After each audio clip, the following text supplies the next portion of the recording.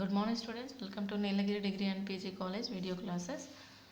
ఒకసారి చూడండి, this is the third unit topic అండి. మనం థర్డ్ యూనిట్ ఫస్ట్ యూనిట్ మన లాస్ట్ వీడియోస్లో first unit and fourth unit complete చేసేసుకున్నాం. First unit and fourth unit మొత్తం టోటల్ వీడియోస్ కంప్లీట్ అయిపోయినాయండి. ఇంపార్టెంట్ థీరమ్స్ కూడా ఏంటో వీడియోస్లలోనే మధ్యలోనే ఎక్స్ప్లెయిన్ చేసినాం. ఫస్ట్ యూనిట్లో మనకి limit theorems, monotone theorem, Cauchy's theorem, ratio test, root test అండి. These are the 5, only 5 limit థీరమ్స్లో 5 ఉంటాయి. మోనోటోన్ సీక్వెన్స్ ఒకటి, కాచీస్ థీరమ్స్ 3 ఉంటున్నాయండి. అండ్ ద రేషియో టెస్ట్ ఒకటి, రూట్ టెస్ట్ ఒకటి in first unit.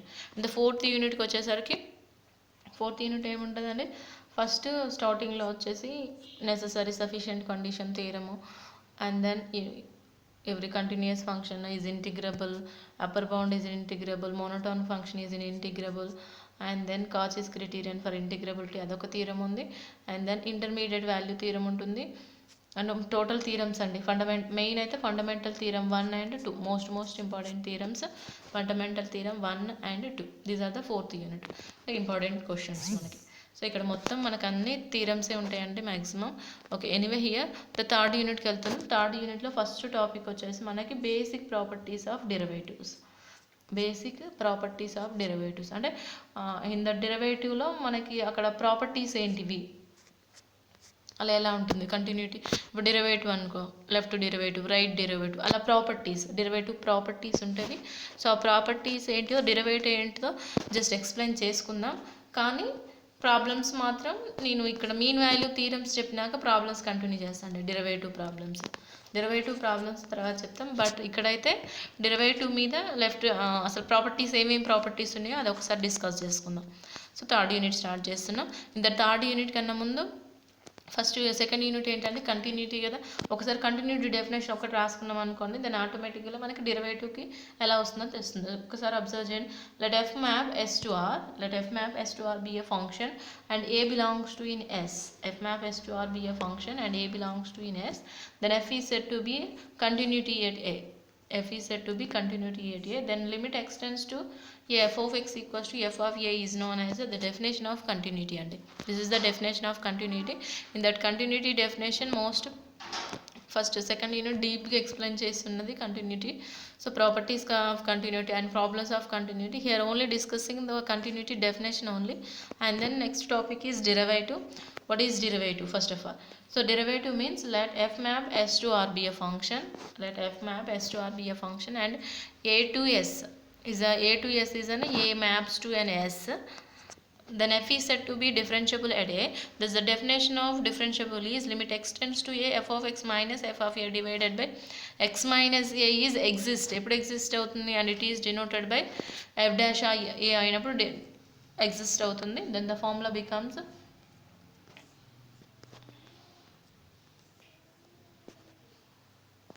the formula of derivative is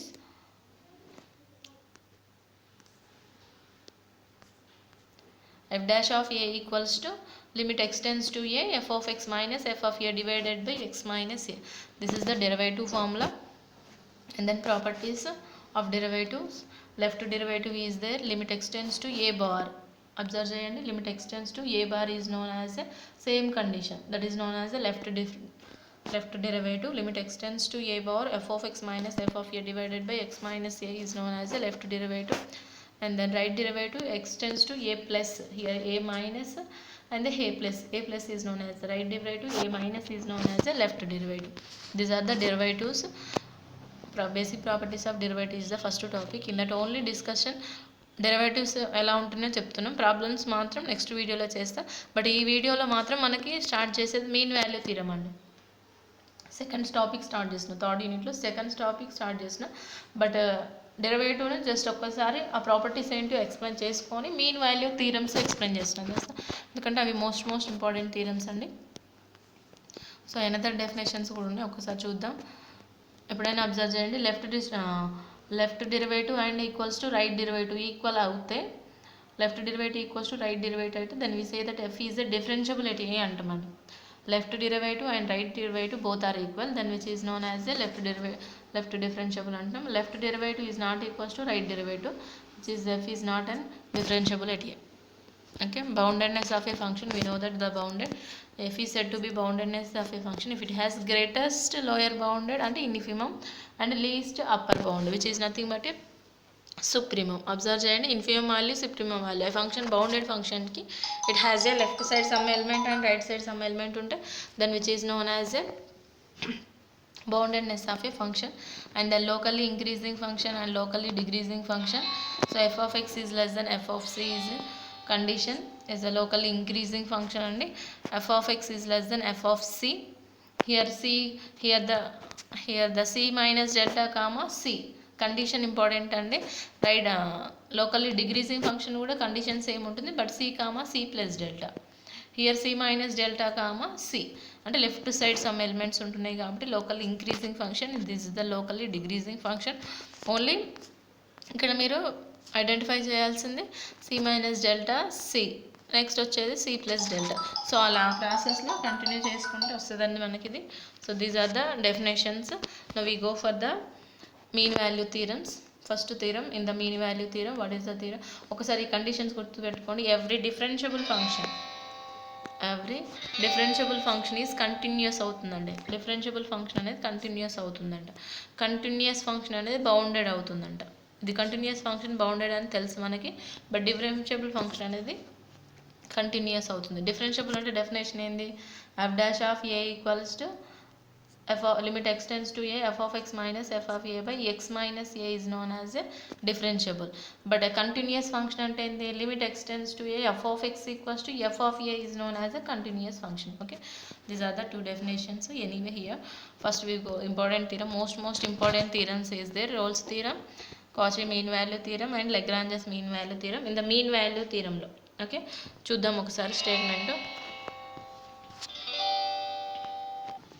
okay, every differentiable function అయినా continuous function అని, continuous ఏమో బౌండెడ్ అవుతుంది అన్నాడు, డిఫరెన్షియబుల్ ఫంక్షన్ ఏమో కంటిన్యూస్ అవుతుంది అన్నాడు అండి. సో దాన్ని ఓకే ఆ నోట్ గుర్తుంచుకోండి, యూజ్ అవుతుంది మనకి. So anyway first theorem in mean value theorem topic అండి. Second topic. ఫస్ట్ టాపిక్ వచ్చేసి బేసిక్ ప్రాపర్టీస్ ఆఫ్ డెరివేటివ్ కదా. ఇన్ దట్ డెరివేటివ్స్ నుంచి జస్ట్ డెరివేటివ్ డెఫినేషన్ ఏంది, ప్రాపర్టీస్ ఏందో డిస్కస్ చేసుకున్నాం అంతే. దాని ప్రాబ్లమ్స్ మాత్రం నెక్స్ట్ వీడియోలో కంటిన్యూ చేస్తే, ఫస్ట్ ఇక్కడైతే మీన్ వాల్యూ థీరం ఎక్స్ప్లెయిన్ చేస్తున్నాను అండి. ఇన్ దట్ మీన్ వాల్యూ థీరంలో first theorem most important theorem Rolle's theorem అండి. సో రోల్స్ థీరం స్టేట్మెంట్ చూడండి. Let f map a to b R let f map closed interval a to b or be a function అంటే this is the closed interval అండి. This is symbol square బ్రాకెట్లో ఉంటే closed interval, ఇలా ఉంటే open interval. క్లోజ్కి ఓపెన్కి difference ఏంటంటే, close అయినప్పుడు closed values అంటే ఏ value ఉంటుంది, బి వాల్యూ ఉంటుంది. బట్ ఓపెన్లో మాత్రం ఈ వాల్యూస్ ఉండవు, ఓన్లీ మిడిల్ వాల్యూస్ మాత్రమే ఉంటుంది అలా. Okay,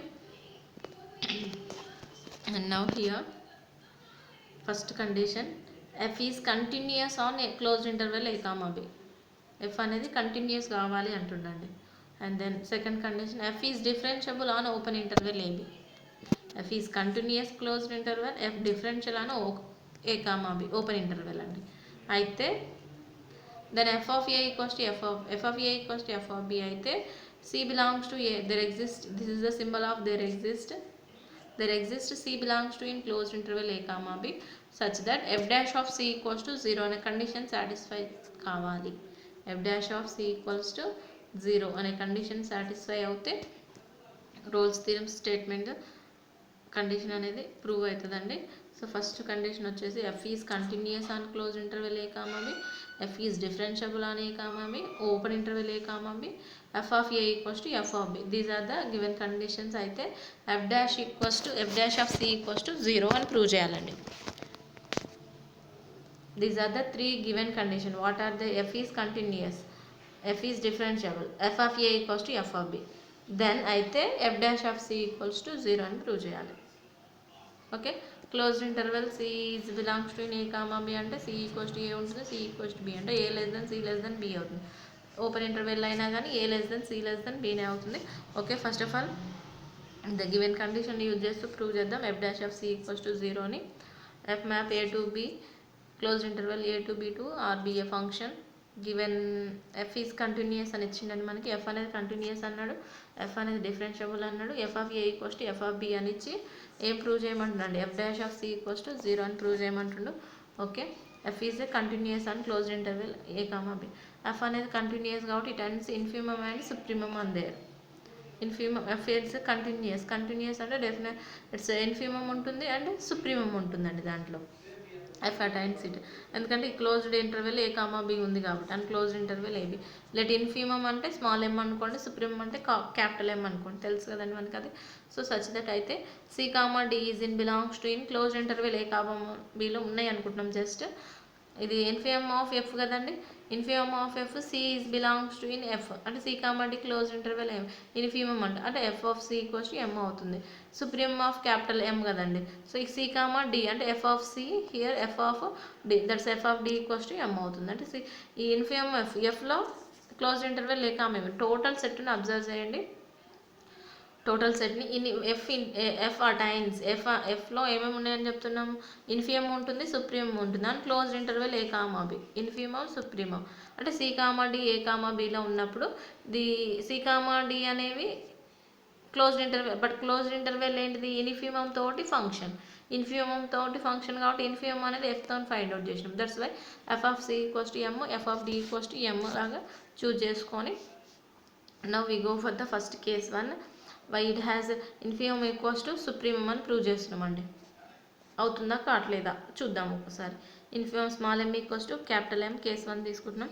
then f of X is a constant function. We know that f of x అనేది కాన్స్టెంట్ అండి. అంటే f of x equals constants means k అనుకోండి. దీన్ని డిఫరెన్షియేషన్ చేయండి. ఎఫ్ ఆఫ్ ఎక్స్ డిఫరెన్షియేషన్ ఏమవుతుంది, f dash of x. Constant differentiation ఏమవుతుంది, 0. అంతేగాండి f dash of x equals to 0. Okay, f dash of x equals to 0 for all x belongs to in closed interval A comma బీనే కదా function ఎప్పుడైనా అయితే. But there exist here c belongs to in closed interval A comma b, c belongs to in open interval A comma b కదా. So first c substitute చేసుకోండి, f dash of C equals to 0. Here c substitute చేసుకోండి, f dash of C equals to 0. Now we go for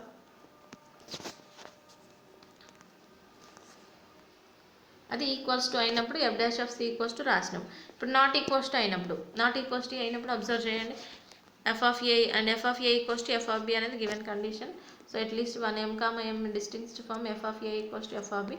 but which is m is not equals to capital M కానీ small m. So m capital small m not equals to F of a, capital M small m not equals to F of b. అంటే f of ఏకి f of a and f of A equals to F of b కదా. Small m and capital M terms కాబట్టి if m not equals to f of a, m not equals to f of b, m equals to here already అక్కడ చేసినాం. f of c is not equals to f of a and f of c is not equals to f of b.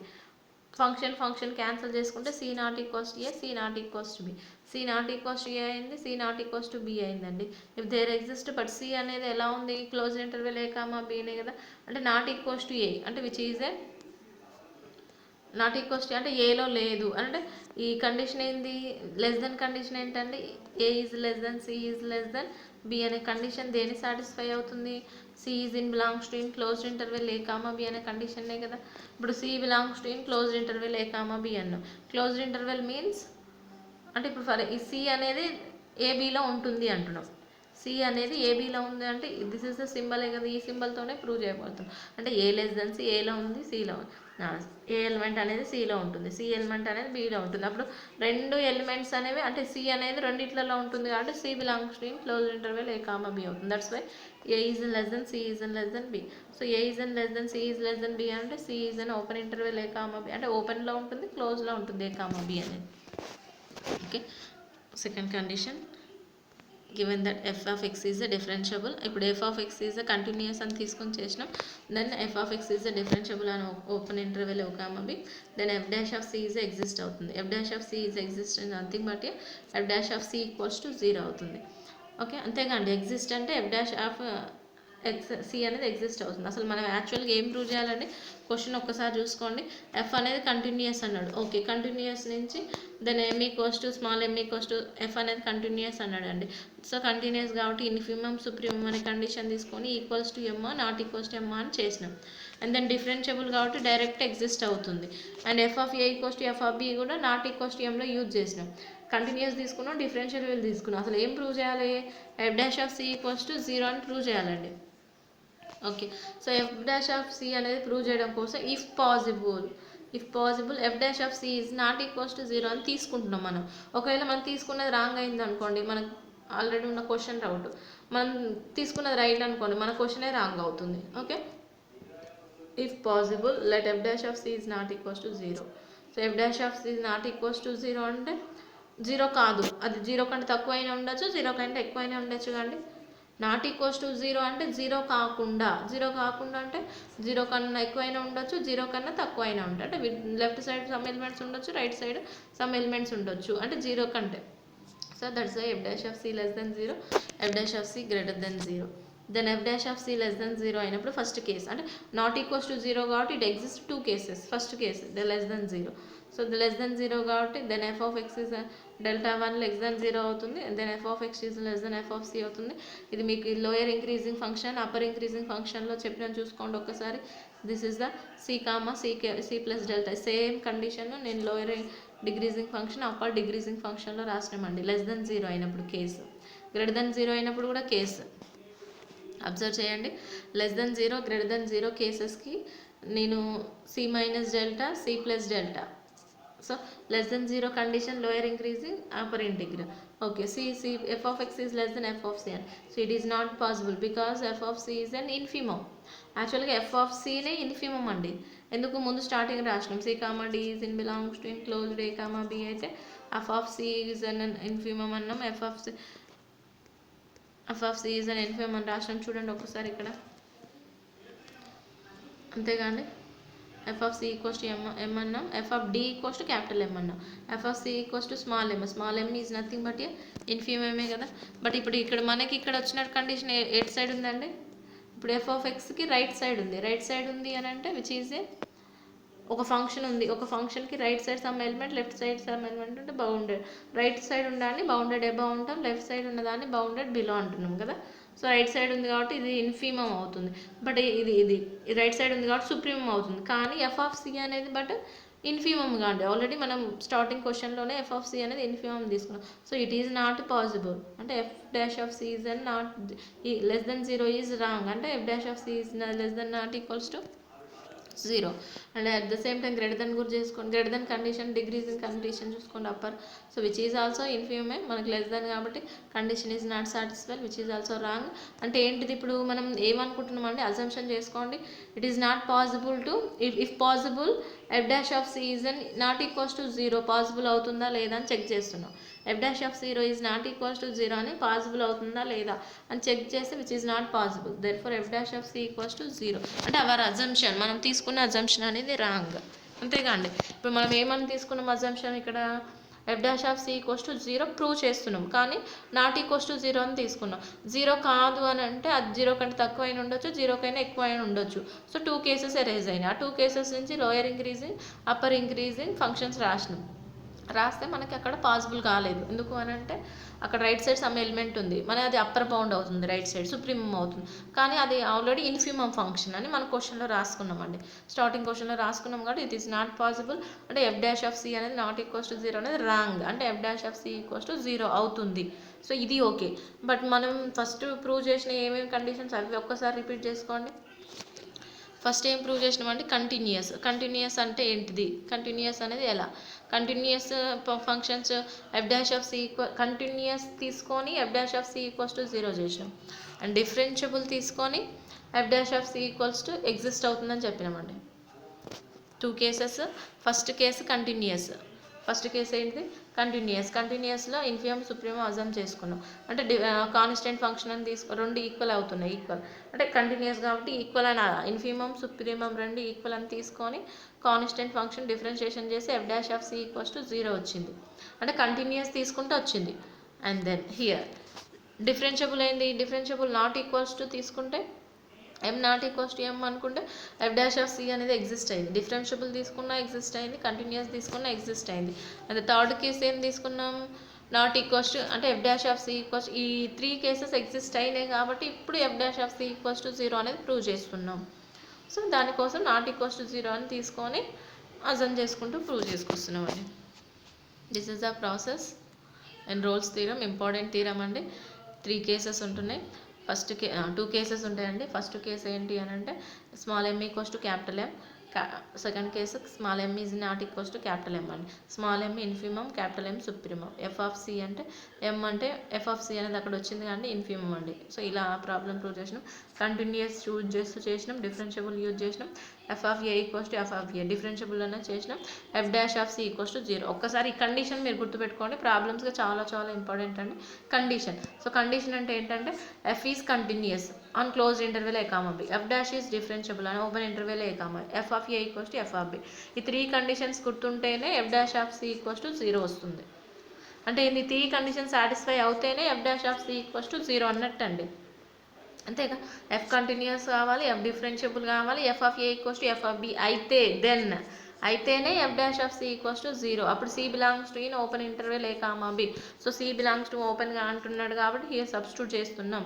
That's why f dash of C equals to 0 ఇక్కడ here exist అయింది. యాక్చువల్గా మనం prove చేయాల్సింది 0 కాబట్టి ఆ process నుంచి equals to 0 ఉంది. Equals to 0కు మనం if possible which is not equals to 0 అనుకుంటున్నాం. నాట్ ఈక్వల్స్ టు 0 అంటే 0 కాదు అని అంటే 0 కంటే తక్కువ అయినా ఉండొచ్చు, 0 కైనా ఎక్కువ అయినా ఉండొచ్చు. That's why less than 0 greater than 0. So less than 0 increasing degree upper bounded decreasing functions ఉన్నాయి కానీ ఇక్కడ ఉన్నాయి చూసుకోండి ఒకసారి. So local increasing function, locally decreasing functions. Increasing decreasing ఫంక్షన్స్ని యూజ్ చేస్తూ F of X is and less than 0 కాబట్టి ఆ ఫంక్షన్స్ యూజ్ చేస్తూ రాసినామండి ఇక్కడ. Here F dash of C less than 0, delta 1 less than 0, greater than 0, delta 2 greater than 0. So that's why these two formulas which is not possible, wrong కాబట్టి మనకి f dash of not equals to 0 is wrong అవుతుంది. Therefore which is an equals to 0. This is the important theorem in Rolle's theorem, most important అండి. in mean values theorem లో first theorem Rolle's theorem, important theorem. చూసుకోండి ఒకసారి. Problems చేద్దాం next వీడియోలో.